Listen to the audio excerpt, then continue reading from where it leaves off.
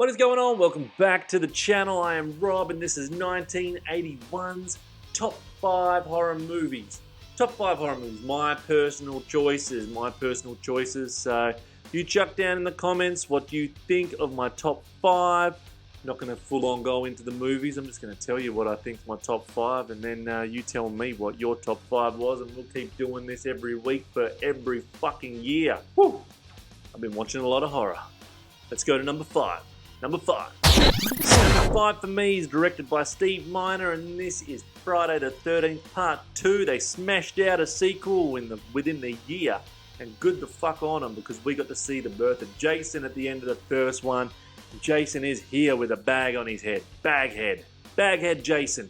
Now this is meant to be 5 years after the first event, so he's had time to grow up from a little kid that fucking rocked that canoe to a man in overalls with a bag on his head. Now we're at a summer camp next to Camp Crystal Lake, and Jason is on the terrorizing path of just killing all the fucking teenagers. A little bit of a revenge for his mum's head getting chopped off in the first one. I love the way this is filmed. I love the fucking soundtrack.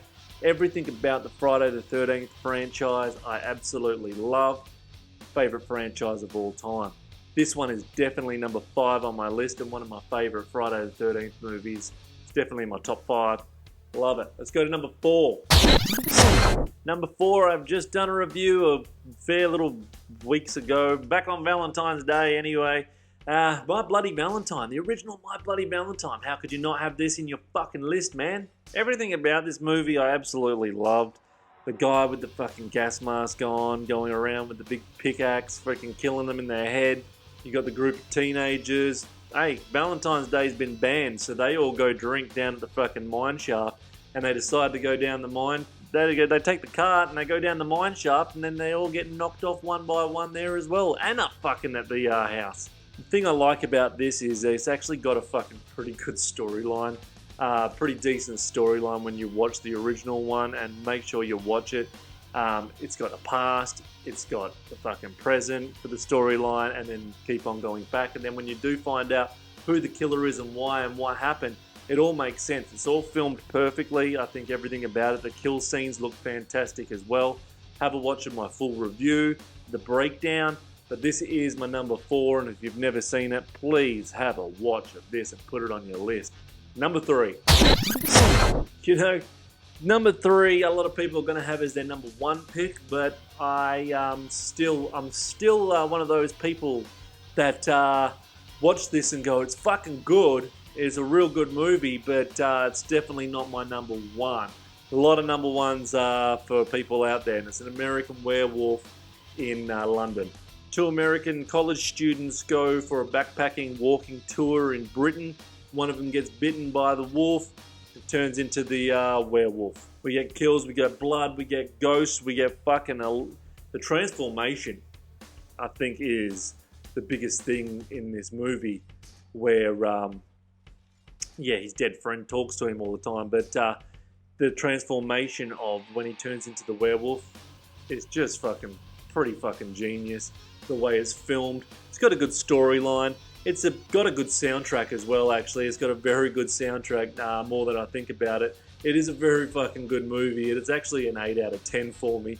But it's still one of those ones that's not the fucking best. Where do you have this one on your list? This is number 3 for me.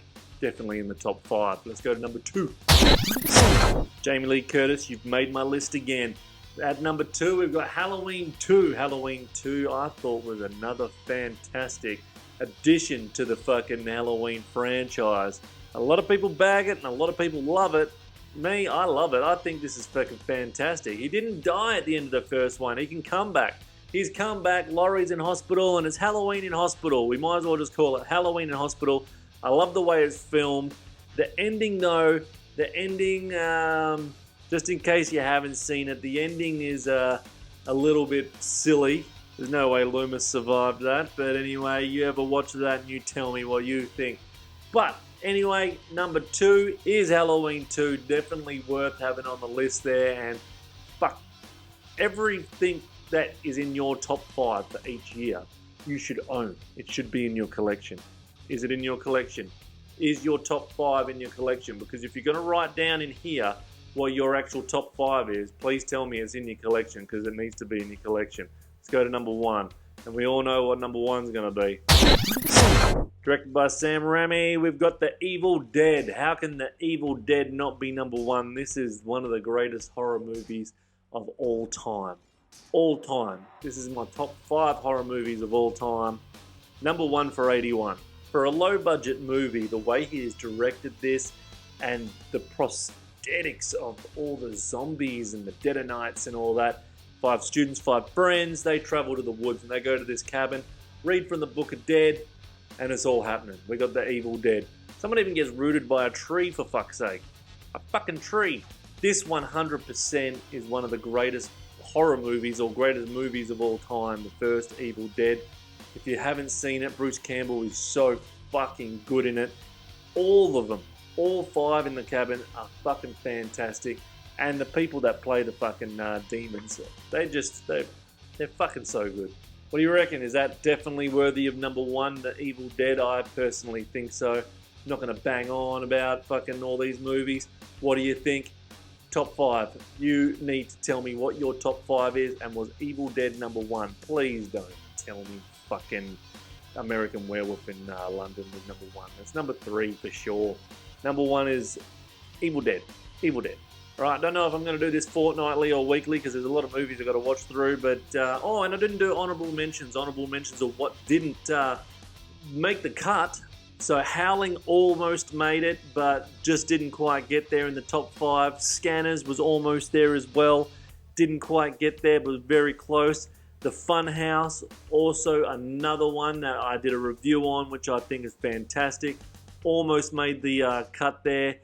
Didn't make it. Few others like Hell Night and Final Exam, but they'll make the top 10, but they're never going to make the top 5. So what do you reckon? What did you put in yours? That's mine. Like, subscribe, do what the fuck you want. I'm coming back with content like no tomorrow regardless, so might as well click that sub button, man. Click that sub button. Until then, see you!